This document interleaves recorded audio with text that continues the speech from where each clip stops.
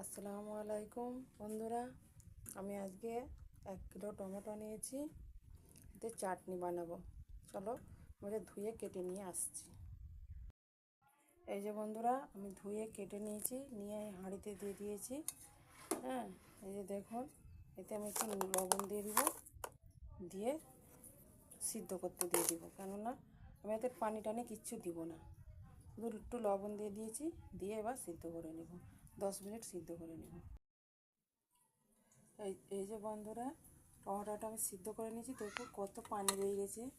হ্যাঁ, তার টমেটোর জন্য এখানে কড়াইতে এবার আমি তেল দিয়ে দিয়েছি।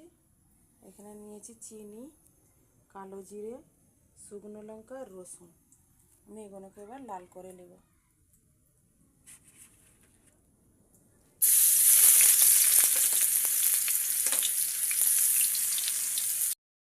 রসুন, লঙ্কা আর কালো জিরে আমার হয়ে গেছে। এবার এটাকে আমি ঢেলে দিব সিদ্ধ করা টমেটোটা।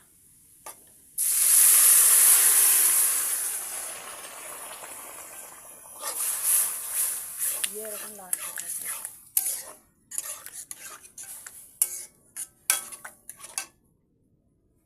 কত পানি বেরিয়ে যায়, কিন্তু একটুও পানি দিইনি আমি। হ্যাঁ, এবার চিনি দিয়ে দিব,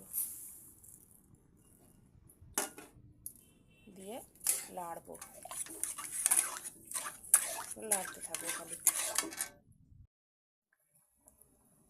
এই দেখুন বন্ধুরা, চিনিটা দিতে কত পাতলা হয়ে গেছে। এবার আমি লাড়তে লাড়তে পুরো করে নেব, গাড়া গাড়া করে নেব।